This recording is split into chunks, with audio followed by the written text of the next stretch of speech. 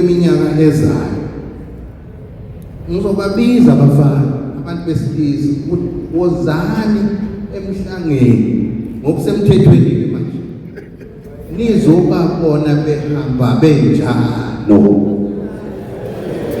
ukuze nifunde ukuthi lokhu esikubonayo kuyimvelo yethu thina sizwe sikaZulu ukuthi intombi ihambe ikhululeke phakathi kwezinsizwa. Mina besilo ngithokozela futhi leli thuba, ngiyaziqhenya ukuthi uhlelo lwe-Goodman Foundation seluneminyaka sibambene futhi sibambisene nalo. Ngicela ngibabonge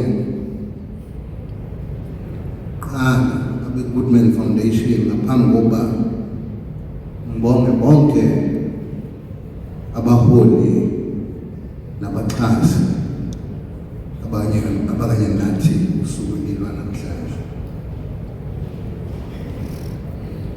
Ngithokoza kakhulu bakuxaba waba nesibindi waba indoda yakwaZulu ngoba wazi iqiniso lokuthi umlando nolimo lobukhosi kumele luhambe kanjani. Mangisalwe izimpike ngalezo yikhathi kuliwa ngibangiswa ubukhosi ubungobani kudidwa abantu isizwe sikababa indlela ongeyiyo usetshenzwa ngamanga ukudukisa isizwe. Kodwa i-Goodman Foundation yaba nesibindi kulezo yikhathi enzima ukusondela esimeni nasendaweni enganguyo ngaleso sikhathi ukuthi thina silo siyakuvuma ayikho enye inkosi ngaphandle kwakho, siza ukubambisana nawe kusukela manje. Asinandaba ukuthi ubani uthini, siyazi ukuthi wena oweqiniso uNkulunkulu asinikeze yena.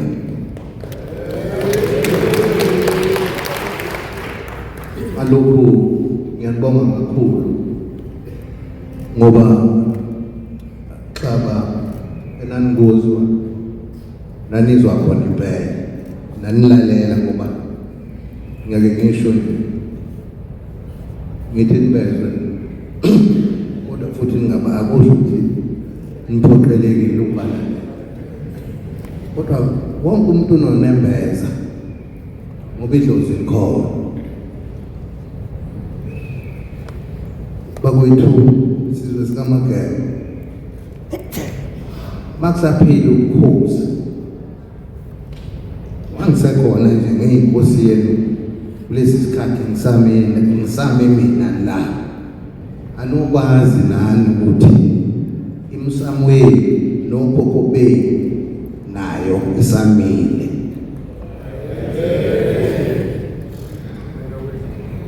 Yena besilo sihlangene lapha ngobulungiswa. Ngiyafisa ukuthi esisihlava esihlangene ngaso namhlanje umdlokombane kade khuluma ngaso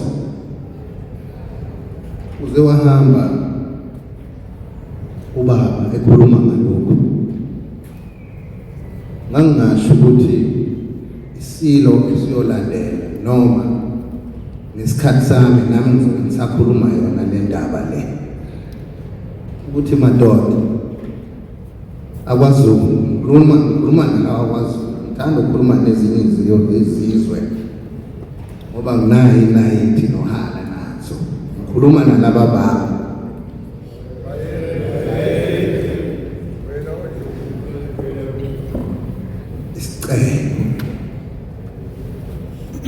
Ngicela ukuphinda amagama kaMdlokombane. Ngiyakhumbula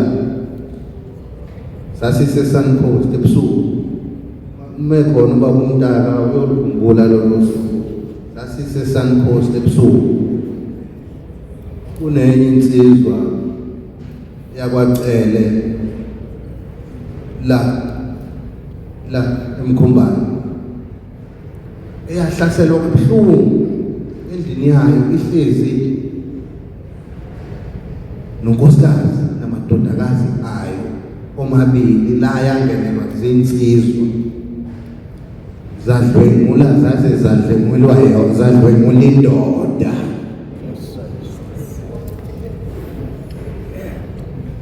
kuyethusa ngabe kusekhona ubuntu la wathi uMdlokombane lutho lukaZulu masimase ukuthi ngoba phela uMdlokombane wayebeka njengoba injalo enkulu wayengangqini enkulu wathi masanje ukulengisa nje amasende ngokuthi lengise nje amasende ake kubonakala ngamadoda wabeka kanje ngikhuluma isiZulu ngiphinda amazwi kababa ngihamba wayengalali phela endleleni enimazi kahle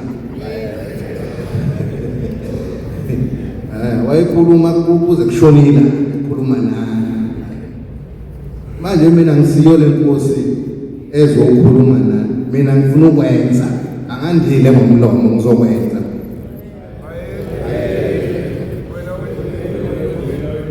mina besilo ngoba khona abezindaba lapha ababheke ukuthi sihlangene ngani ngoba phela akuhlangene noZulu kuya kuthiwa sihlangene ngemphi cha sizolungisa ngizawungena olimini lukaGeorge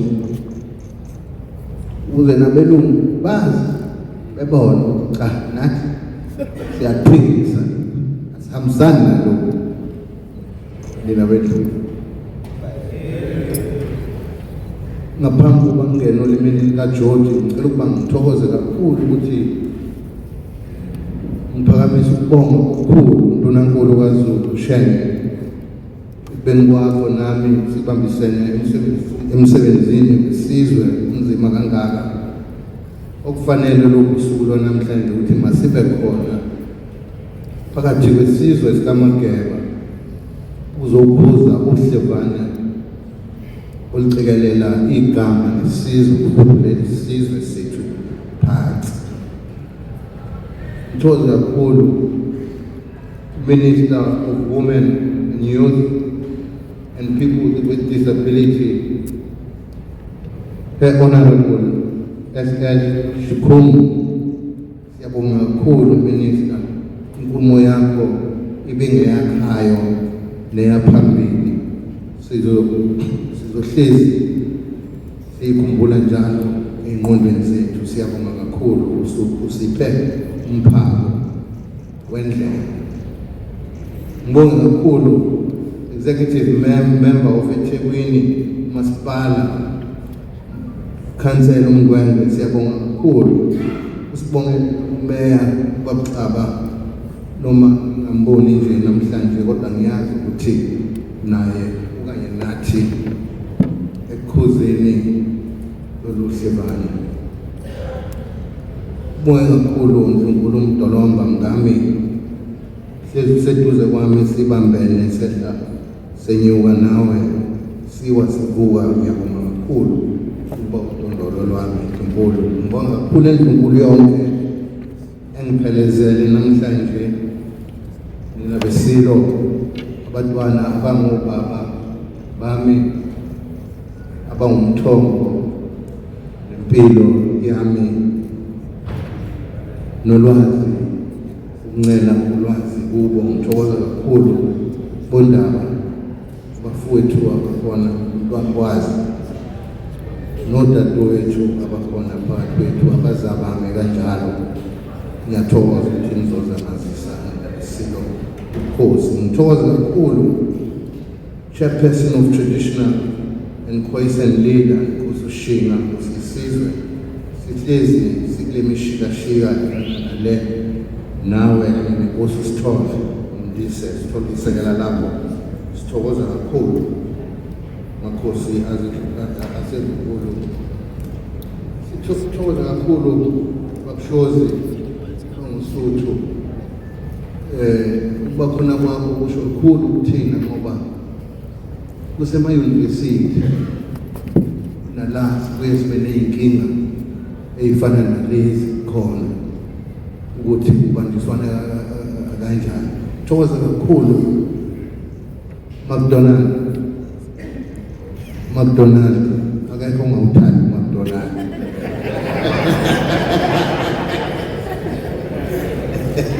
Thokoza kakhulu McDonald, isandla sakho wakhe wasiphosa nawe kulolu hlebana sibheke ukuthi sizobambisana in the near future nani. Thokoza kakhulu kanikoze multi-choice. Ngiyabonga kakhulu mzaa wami ukuthi nawe ukhona uhlobo esinabo ne-multi-choice nenje kuhle kakhulu. Nina besilo cabanga ukuthi sengibabonge bonke ukusinikeza ithemba njengoba sikuleni ukuthi sizobambisana kanjani.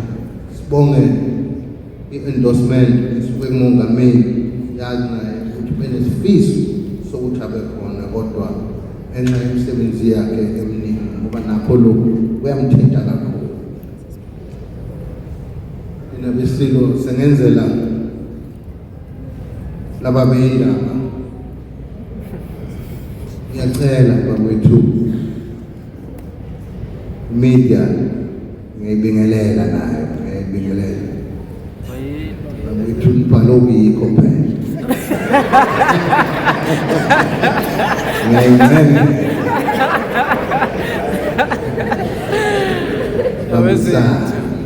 Abesithi kakhulu bingelele ingubo isihlalo utho lonke likaZulu elikhona linabesiko intombi eyikhona nombutho wezokuvikela ukuthi ube khona. Ngiyathokoza kakhulu, ngibongele kakhulu nabo-commissioner uMkhwanazi, naye kumele ngabe sinaye la, sasenaye ngonyaka odlule. Namhlanje angimboni kodwa ngibonile ukuthi uthumele. Ngiyabonga kakhulu, ningibongele nakuye ngoba naye sibambisene kakhulu. Lina besilo sengenzela izindaba nomhlaba wonke jikelele ngokulimi kaJoji sekuyilona esokwakhulunywa ngalo. Ngeke belungu ukusihleba, siyabeza ngabekhuluma labesilo. Ngicela ukuba ngiqale umsebenzi namhlanje ukusuka kobudlelwane phakathi kwethu ne-Goodman Foundation ukuya phambili ngalolu hlevane ukukhanda umuntu, ukukhanda indoda. About 4 years ago, I had the privilege of meeting a group of remarkable men who sought an audience with me at that time. I was deeply engaged in a boy-child camp initiative which aimed to educate young men about culture, heritage, and critical issues of gender-based violence.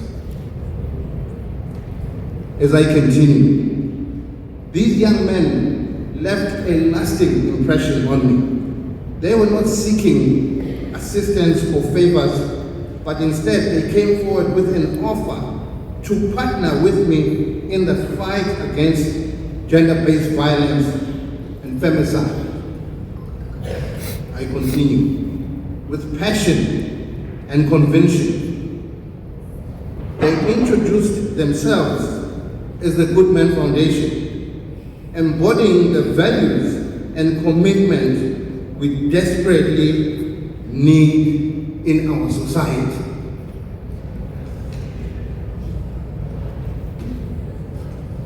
Abenikele kakhulu kulokhu abakwenzayo. Their willingness to take action and to be part of a solution serves as a powerful reminder that change begins with us. And together, we can build a society that will uphold respect, equality, ukulingana, justice, umthetho awuthatha indawo yayo ngokweqiniso. Since my first encounter with the Goodman Foundation, I have been proud to be associated with their inspiring work.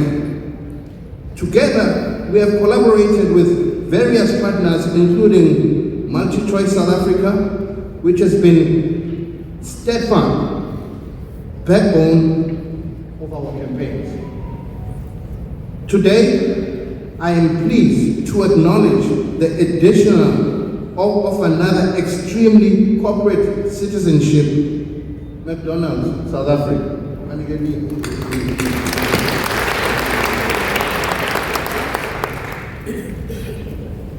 Equally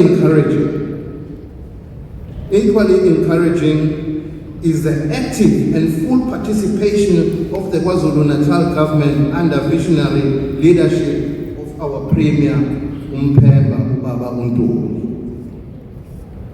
This, instead of partnership of civil society, corporate stakeholders, and government, reflects a collective resolve to the confrontation and untamely eradicated and scorched gender-based violence and femicide in our communities. Emphakathini yethu. Lezi zinto zenzeka emphakathini yethu sikhona. Wena usukwazi ukuthi khona uyodlwengula noma khona uyodlwengulwa noma ubone ukuthi nangu umuntu bemdlwengula usuke wena ubale ingane yabantu isalile imali nawe unecala. Ngiyazi bakwethu isikhathi esiningi ngeke kufela la ngeke nikunake lokho ulimala losuke ezola ufa yena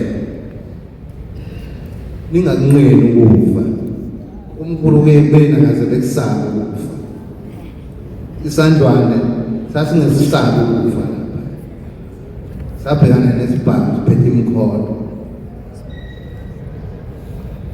nesaba abantu bengoli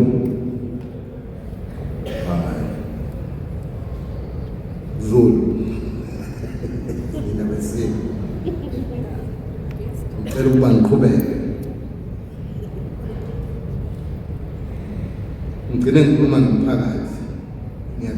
Indeed, by working together, we are building the foundations of a safer and just for all of us. Ninabisilo le ndaba le esixoxa nje nesizulu ngiyafisa ukuthi lokhu kuyokwenzeka le esigodini lekhaya lento le isingamu ukuthi iliyobikwa esibayeni emadlozini ngoba isithanda ukuba yinkinga kakhulu. Phela uma sekusehlule asikunikeza abangasekho asazi koyoganga emva kwalokho sesibikile thina sabopha ngisho amafika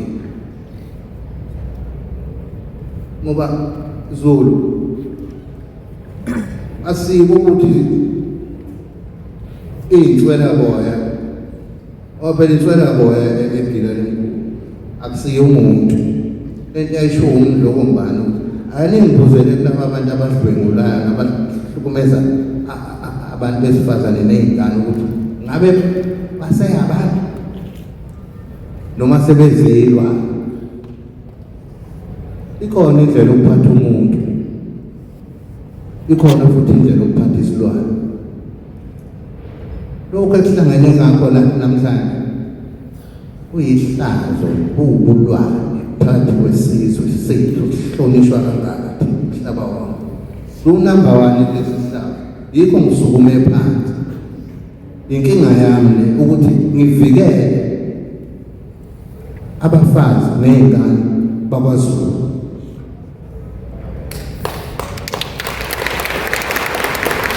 Umsebenzi wami ngizowenza futhi ngizoqhubeka nawo, ngoba akusibeki kahle kwezinye izizwe lokho. Zonke izinto ezimbi cha namhlanje sizokuphuza lokho. Kuningi okunye ukukhonjwana, kuningi sibhamu sikhala yini kwenze njani, nifunani siningi. Ake nibayeke lapha epolitiki ke nize enkosini yenu nizosho ukuthi nifunani. Ubaba wena Ncinci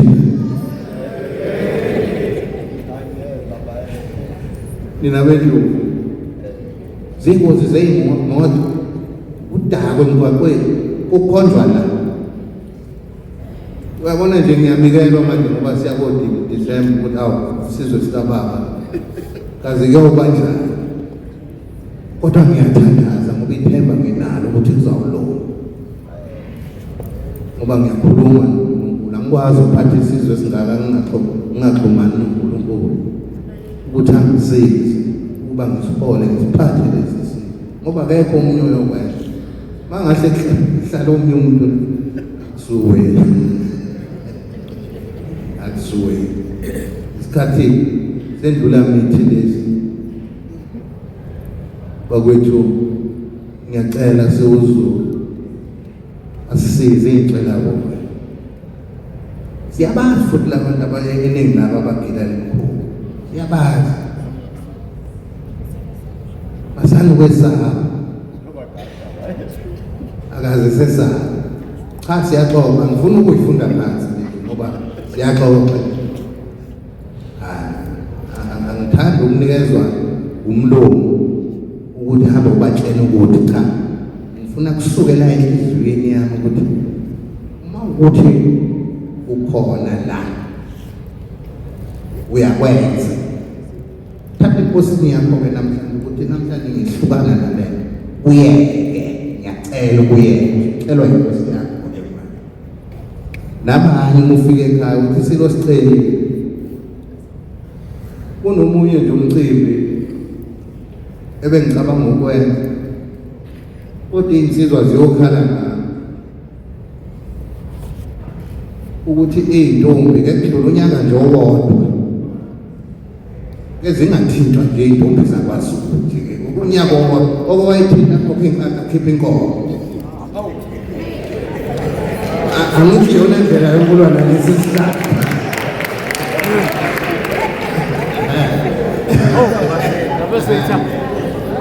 Yoba nophawu lapha ekhanda, imigqoko inhlonto ebomvu lapha ekhanda ungayithinti leyo nto, ngoba uyogcina enduneni isigcina enkosini uyokhokha. Angithi manje kumele sibone ukuthi ngesintu sethu lento singayilwa kanjani. Siyafisa, siyajabula, umhlanga sinawo uyintombi umkhosi wokweshwama, kodwa ngikutholi kahle ngoba insizwa kazizi kahle. Cha lapha emhlangeni angithi abafana bayazi ukuthi gcwele izintombi, bagcwala ngamabhasi ngathi umcimbi wabo ungeyiwo umcimbi wabo, bagcwala bayofuna lezi zinto. Kuyinto enhle leyo. Ngiyathanda isizwe sami ukuthi sande njengoba sisikhulu kangaka. Ngifuna ke manje kule minyaka ezayo ngizobabiza abafana abantu besilisa ukuthi wozani emhlangeni ngokusemthethweni ke manje nizobabona behamba benjalo ukuze nifunde ukuthi lokho esikubonayo kuyimvelo yethu thina sizwe sikaZulu ukuthi intombi ihambe ikhululeke phakathi kwensizwa ingabi nehlazo noma ukuthi yazisaba phakathi kwey'nsizwa, ngoba ngenzela ukuthi nikwazi nifunde ukuyiphatha phambi kwalezi y'ngane, ngoba omakoti benu labo, fundani manje ukuyiphatha phakathi kwabo. Qala la hlonipho. Ilokho sizwe sikaMageba engizokudlulisa kakhulu ukuthi i-Goodman Foundation sizobambisana, sibambene nayo kuyoze kube sekugcineni, ngoba siyabafisa abanye oxaba abafana nawe xaba ukuthi nabo besondele lezi y'nkinga ziningi, futhi ikakhulukazi kulesi sifundo. Lalelani-ke Zulu ngimtshele, lesi sizwe vese siyohlezi sihlasela kamoya, zona ngoba into kamoya le kuwumoya lento le isihlasele inabesilo. Akuhleleke iy'nto zethu imisamo, ngoba lokhu ngisho kuncane bethi idlozi likhona. Mawusaphefumula likhona idlozi lakho, abanye bathi idlozi ebona yonke into. Alokhu ngiyacela sizwe sikaMageba, lolu hlevane usikhudulela phansi sizwe, andiseningi izinto zenu ukumethilo la kwaZulu. Akumele ngabe khona umZulu ohluphekayo. Mina njengenkosi yenu ngiyanitshena lokho kuyiqiniso. Nonke la niney'nto zenu, ninephangelo lenu, ninezwe lenu, ninolimi lwenu, ninenkosi yenu, ninakho konke. Akufanele ngabe khona amaphara kudalwa ukuthi khona ingane engafuni ukuhlonipha umthetho wasekhaya. Kodwa nje into ethi intandane ayikho kwaZulu. Mina-ke omkhulu kakhulu ubizwa ngentandane. Ngiyake ngithi angisiyo intandane ngoba nginaso isizwe esowumama nobaba kimi, nami engingumama nobaba kuso. Ngalokhu nina besilo ngicela ukubambisana, uNdunankulu wami bekhona, no-MEC bami bekhona, sonke ngokweqiniso nabaxhasi bonke sithokoza kakhulu sibuthi sibambisane, sizawubambisana nabesilo kuze bekugcineni. Ingathi namanje ngoba sesiya kuthiwa kuzalwa uKristu Khisimusi, ingathi bakithi ngoba lezi y'gameko zenzeka ngazo lezi y'khathi ukuthi idlozi linibuse nonke nibe uZulu lo owaziwayo ohloniphayo. Alamazwi ngithokoza kakhulu kunina nonke. Inkosi ngiyabonga.